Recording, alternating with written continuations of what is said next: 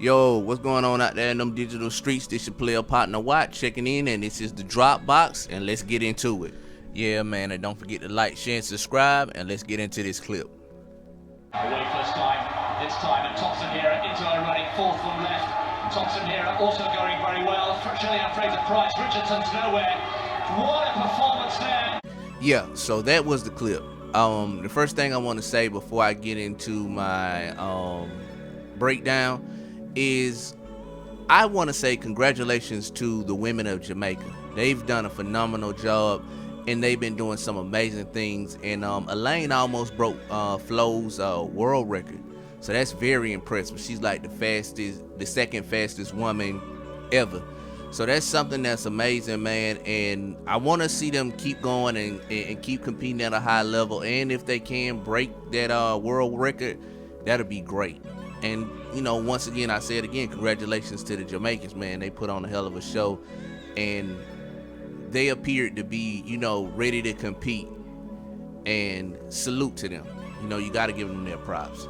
Now, having said that, I want to get into what the topic of this video is about.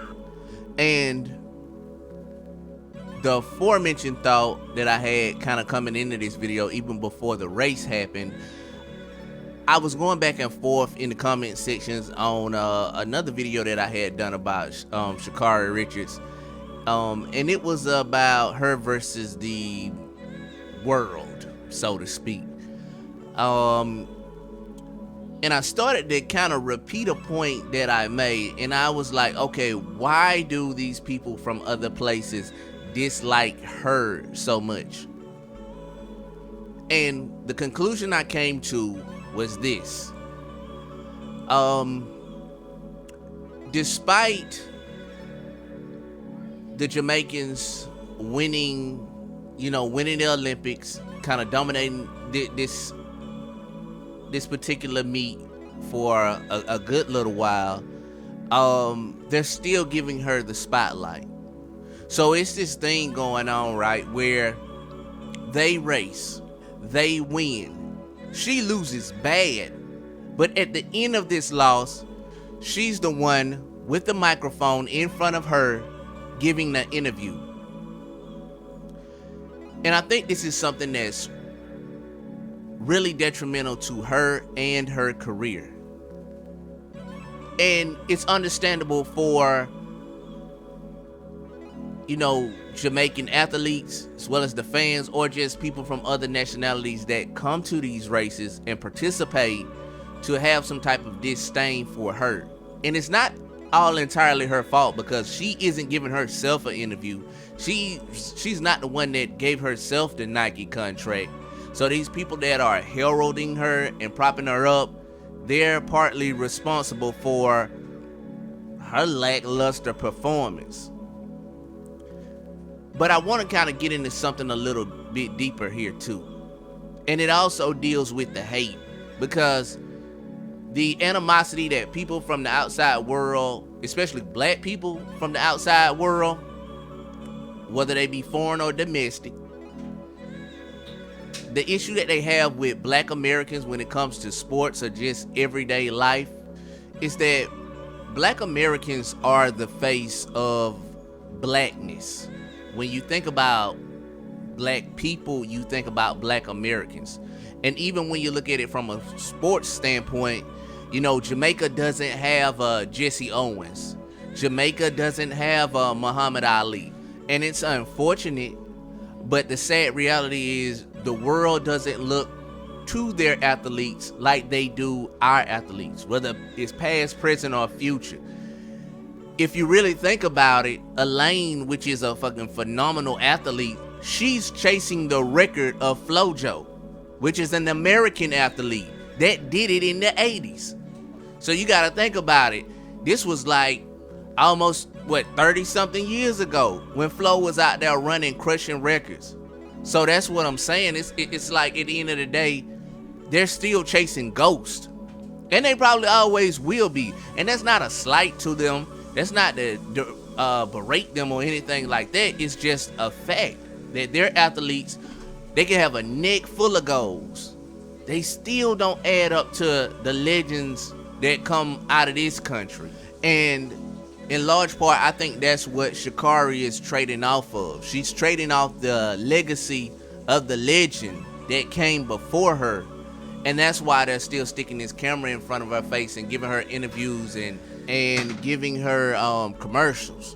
You know, what I will say is this. I don't think that Sha'carri will ever be Flo. What I think is that Sha'carri has the potential to be even better than Flo. I believe she's gonna be the one to beat the record. Now, what it's gonna take to beat the record is some specific things. Number one, she's gotta drop this ghetto fabulous city girl, futuristic hoochie mama act. You gotta take all the weave out your hair. You gotta take them big ass eyelashes off. You gotta take them fingernails off. You have to compete. Second, you need to get a new coach or new people around you.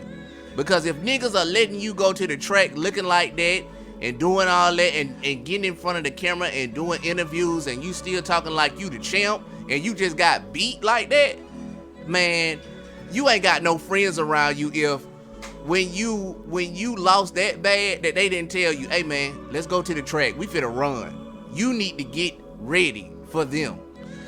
Third thing you need to do, you need to remove that social media, man. Get that up out of your life, because it's a big distraction for you and you're giving too much energy to it. And even when you were doing the interview, you were talking about the haters and all of that, and I know that's where it come from, Twitter. Delete that Twitter, man, or at least delete it off your phone, so that when you focus, the only thing you focusing on is beating these goddamn Jamaicans, because they laid it on you. Goddamn. Jimmy Bone, is that you? But they worked you good, boy. They beat you like a government mule. Oh Lord, man, look. Yeah, and the fourth thing, and probably the most important thing that's really gonna take her over the top, she needs to find a reason to run. Because when I watched her compete, she didn't finish like a champion. She didn't finish like she had the heart of a champion. You can tell her heart was out of it, and she just let it just drift away from her. She needs to find her reason to run. I don't think she's found it yet, but she gotta look deep inside of herself and really find what it takes to be a champion and compete. And you gotta dig deep to find that. But I believe that if she does these 4 simple things, that she'll beat Flo's record, you know. And I think she can beat the Jamaicans too.